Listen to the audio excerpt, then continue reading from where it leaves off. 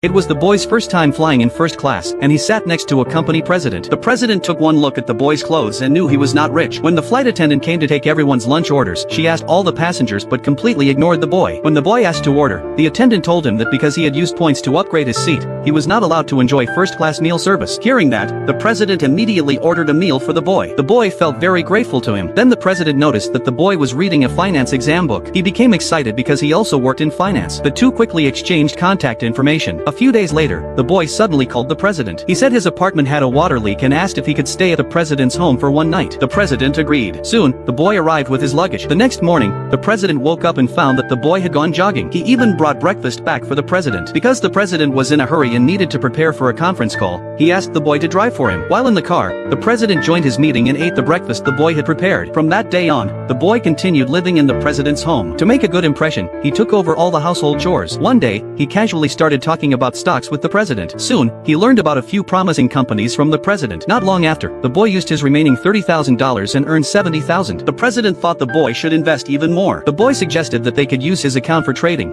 and after making profits, he would share some with the president. Since the president worked in finance, he was not allowed to trade stocks himself, and his family accounts were monitored by the bank. The boy's idea completely ignited the president's greed. They quickly created a joint account. Although the account was registered under the boy's name and identity, the password was set by the president, who also kept the bank card. Using this method, they soon made their first big profit. After every transaction, the president secretly checked the account's login history and found that the boy had never logged in on his own. At that moment, the president began to fully trust him. A few months later, the president woke up and found that the boy was gone. Although breakfast was ready on the table, the boy's phone could not be reached. The president immediately sensed something was wrong. He opened a drawer in his study and found a note. It said, "Don't try to find me. I know all your